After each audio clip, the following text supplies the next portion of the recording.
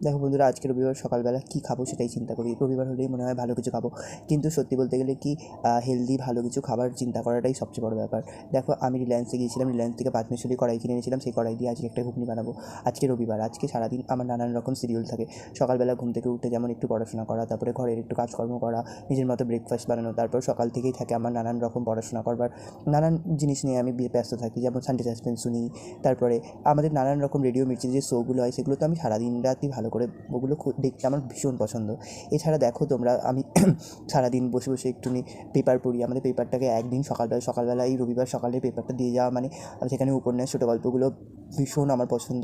সেইগুলো নিয়ে বসে থাকি এবং সারা দুপুর ধরতে গেলে আমার এইগুলোতেই কেটে যায় টাইম। তারপরে আমি হাতের বহু কাজ করি, হাতের কাজ করতে আমার ভীষণ ভালো লাগে। সেই হাতের কাজের মধ্যেও সময় কেটে যায়। কিন্তু সত্যি বলতে গেলে বন্ধুরা, রবিবার দিনটা আমার সত্যিই আর কোনো কাজ থাকে না। আমার পড়ানো থেকে আরম্ভ করে যেগুলো যেগুলো থাকে না, তো আমি আদার্স কাজেই মন দিই। আমার সত্যিই খুব ভালো লাগে ডিজাইন করতে, নানান রকমের আলপনা দিতে, ঠাকুরের কাজকর্ম করতে, এবং সেগুলো নিয়ে আমি ব্যস্ত থাকি। দেখো,